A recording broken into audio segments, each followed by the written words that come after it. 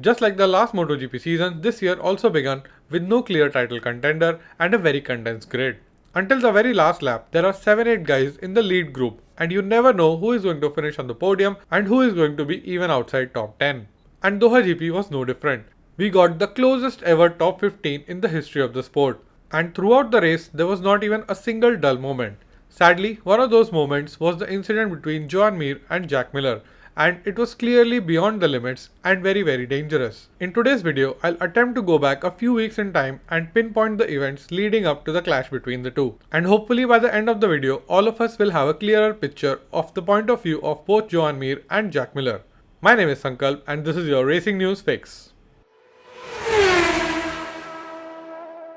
For the reigning champion Suzuki, the start of the season has been a bit tricky.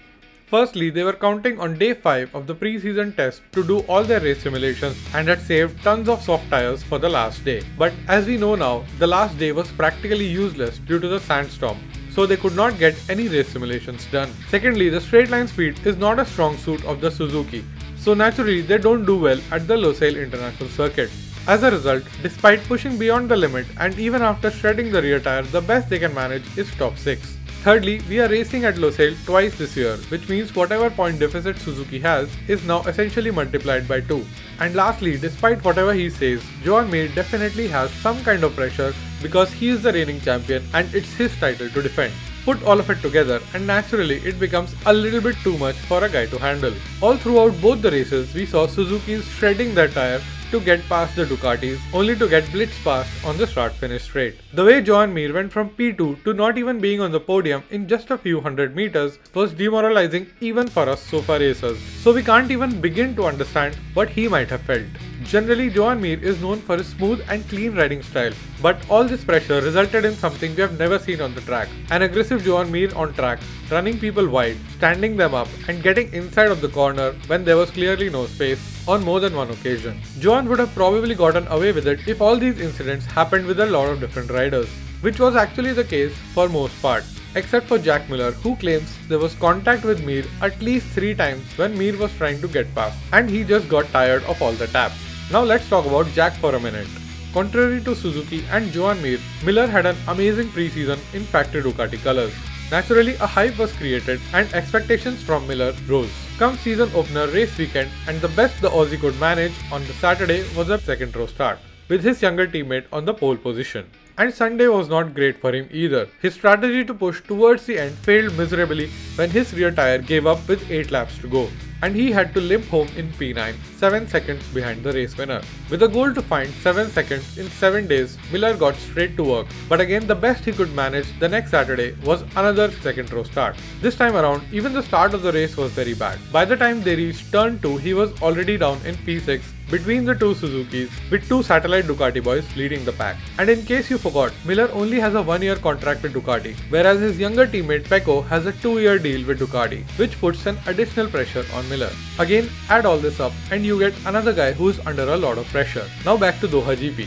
Right from lap 1, these two riders, under massive amount of pressure for completely different reasons, kept getting in each other's way. While Miller had the option to defend his position in the twisty part of the track and make a clean overtake on the start-finish straight using the Ducati Rocket, Mir had no other option but to be aggressive and take chances in the twisty bits. Now you take a bike like Suzuki, which can carry a lot of corner speed, and put Joan Mir on it, who's forced to be aggressive in the twisty bits, and what do you get? You'll naturally get a lot of taps and contacts in the corners. And when all these taps and contacts happen with another rider who himself is under a lot of pressure to perform, the chance of it all going south very quick is very high. Miller explained his side of the story by saying, "He hit me 3 times on the straight. Pretty strong. He ran off and cut my line again. I understand the Suzuki's turn well, but the 3 hits were too much. I was tired of all that clipping. Coming out of the last turn, he ran wide, and then he tried to come across and we touched.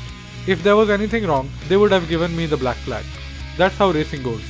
Mir, on the other hand, is adamant that Miller did it deliberately. He said, "It all started at turn 10, the only place I could overtake him. I made a risky move, we touched a bit, and I immediately apologized. But I guess he got angry. At the last corner, I went a little wide. When I looked, I saw Jack move his head as if he had seen me. I went as wide as possible, but he collided with me. It was very risky and dangerous, and we could have had a big accident on the straight. He doesn't like to see that he is not performing as expected. Yes, I think it was intentional. The same thing happened with Elish Spargro, but we didn't touch. Miller showed no respect in that situation.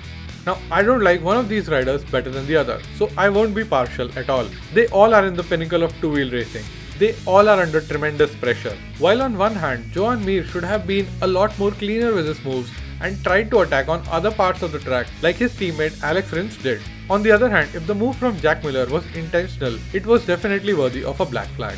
Obviously, Miller will not openly admit that he did it deliberately. So now it will be interesting to see if Suzuki make a formal appeal. What do you think? Did it look like Miller did it intentionally? Was Mir pushing his luck a little bit too much? Until the main incident when all the touching and tapping was going on between Mir and Miller, did any of you get reminded of Rossi vs Marquez in Malaysia 2015, or was it just me? Let me know in comment section below. If you made it till here, I really appreciate you watching my video.